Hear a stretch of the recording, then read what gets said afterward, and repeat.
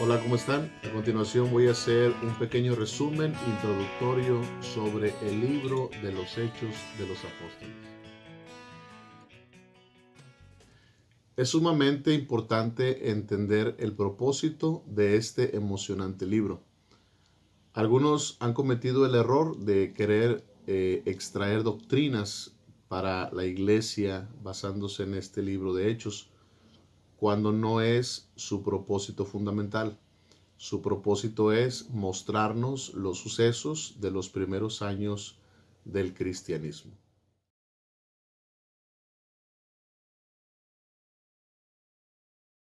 Debemos ver este libro como un puente entre los evangelios y las cartas escritas en el Nuevo Testamento. De no ser así, corremos el riesgo de caer en doctrinas mal fundamentadas y en algunos casos en herejías que pueden causar un gran daño dentro de la obra del Señor. Se llama el libro Los Hechos de los Apóstoles, pero en realidad son los hechos maravillosos de Cristo resucitado por medio del poder del Espíritu Santo a través de los apóstoles. El autor humano de este libro es Lucas, el médico. Fue hasta Troas donde él se unió al equipo misionero de Pablo. En el relato de Lucas vemos que hay un cambio en las palabras de ellos a nosotros. Es así como entendemos que fue hasta el segundo viaje de Pablo cuando Lucas se había incorporado al trabajo misionero con el apóstol a los gentiles. Tres datos importantes de este libro son: primero, el libro de los Hechos es un libro histórico, ya que contiene la historia de los primeros años del cristianismo.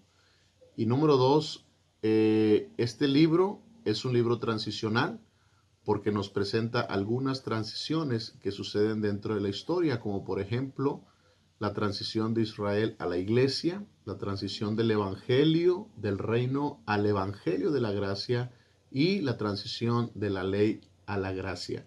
Tercero, es un libro apologético, ya que con denuedo los primeros cristianos defendieron su fe y defendieron su doctrina, principalmente la doctrina de la resurrección. El libro de Lucas fue escrito en el año 62, considerando dos eventos relevantes en el curso de la historia, como lo fue primero, la destrucción del templo en el año 70. Segundo lugar, el gran incendio en el año 64, cuando los cristianos fueron acusados injustamente por Nerón, haciéndoles responsable de dicho suceso. Un bosquejo sencillo sería de la siguiente manera. Del capítulo 1 al capítulo 12 vemos el enfoque en un líder reconocido en la iglesia, que es Pedro, siendo su principal sede en Jerusalén. Del capítulo 13 al capítulo 28, el énfasis principal se encuentra en el apóstol Pablo y su ministerio. Pedro no se vuelve a mencionar, solo con la excepción del capítulo 15, cuando se llevó a cabo el concilio en Jerusalén y Pedro defendió el ministerio de Pablo a los gentiles. Algunos eventos sobresalientes de este libro son, por ejemplo, el nacimiento de la iglesia el día de Pentecostés en la venida del Espíritu Santo. Los primeros creyentes fueron llenos del Espíritu Santo y comenzaron a hablar en otras lenguas. Los judíos helenistas estaban asombrados de escuchar a los de Galilea hablar en sus propios idiomas. Otros se burlaban diciendo que estaban embriagados.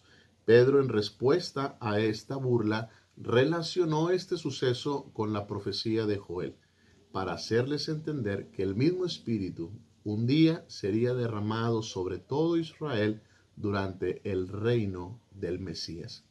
Las lenguas fueron señales de juicio para Israel, así como para confirmar el apostolado de los discípulos. En las tres ocasiones que se mencionan las lenguas en el libro de los Hechos, podemos ver que había cuando menos un apóstol y varios judíos. Primera de Corintios capítulo 14, versículo 20 al 22. Isaías capítulo 28, versículo 11 y versículo 12. Aquellas lenguas fueron literalmente idiomas naturales, dialectos adquiridos de una forma natural. Las palabras griegas que se traducen son dialectos y glosa, que significa idiomas.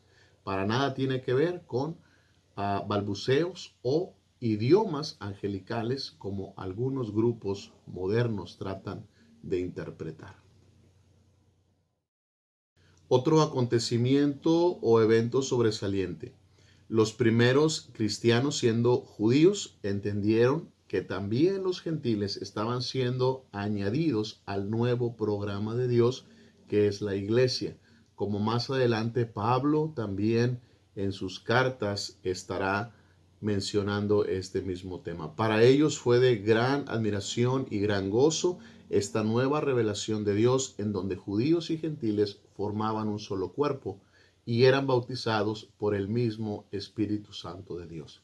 Ahora en Cristo los gentiles tienen acceso también a las promesas espirituales de Israel. Es importante entender que las promesas terrenales, ¿verdad?, son exclusivamente para Israel, pero los gentiles tienen promesas también espirituales para sus vidas. No había necesidad de que ellos se convirtieran primero en judíos para después convertirse en cristianos. Un problema que surgió en los primeros años del cristianismo, cuando algunos maestros judaizantes se habían introducido en la iglesia. Un evento más que sobresale en el libro de los Hechos es la incertidumbre de los judíos sobre la venida del reino de Dios. Le preguntaron a Jesús en Hechos 1:6, ¿restaurarás el reino a Israel en este tiempo? Refiriéndose a un reino terrenal, promesa que sería pospuesta hasta la segunda venida de Cristo a la tierra. Los judíos habían rechazado ya una segunda vez la oferta de recibir el reino de los cielos. Rechazaron a Jesús siendo el rey y volvieron a rechazar el mensaje de los discípulos. Pedro fue el primero de los 12 quien tuvo una gran cosecha de almas al predicar primero a los judíos, cuando 3,000 fueron salvos, bautizados y añadidos a la iglesia. Después, cuando fue a Cesarea, a casa de Cornelio, y aquel grupo de gentiles también recibieron el evangelio, recibieron al Espíritu Santo y hablaron en lenguas. Jesús le había prometido a Pedro las llaves del reino. Ciertamente él fue quien llevó el mensaje con la autoridad de atar y desatar, y se cumple perfectamente al tener el privilegio de ser el primer pescador de hombres judíos y de gentiles en masa. A partir del capítulo 13 vemos a Pablo entrar en escena, teniendo su sede principal en Antioquía, cuando él sale encomendado por los hermanos a la obra del ministerio. Primero haciendo equipo con Bernabé, y después de aquella discusión no pequeña que tuvieron por motivos de Juan Marcos, entonces Silas fue integrado como su compañero de milicia. Pablo logró realizar 3 viajes misioneros con un nuevo equipo de trabajo compuesto de judíos y gentiles. Logró llegar hasta Roma después de ser enjuiciado y haber apelado a César, siendo un prisionero. No viajó con las mejores comodidades, pero fue la manera en cómo él pudo llegar a predicar a aquella gente menos accesible de aquellos tiempos, como los reyes y los gobernadores. Queridos hermanos en Cristo, aparte de nuestro Señor Jesucristo, el apóstol Pablo es el mejor ejemplo que tenemos los cristianos de hoy en día para seguir predicando el eterno mensaje de salvación a toda criatura. No hay una mejor carrera que aquella a la que Pablo se entregó por entero y con entusiasmo, la de ir por todo el mundo y predicar el evangelio a toda criatura. Segunda Timoteo 4:7-8 dice: he peleado la buena batalla, he acabado la carrera, he guardado la fe, por lo demás me está guardada la corona de justicia, la cual me dará el Señor juez justo en aquel día, y no solo a mí, sino también a todos los que aman su venida. El libro de Hechos termina con Pablo en Roma, pero no tiene una conclusión, sino que aún la historia se sigue escribiendo. Y sabe, una gran bendición que tenemos es que usted y yo somos parte también de esa maravillosa historia que un día será contada por nuestro Señor Jesucristo. Gracias a Dios por su don inefable. El Señor les bendiga.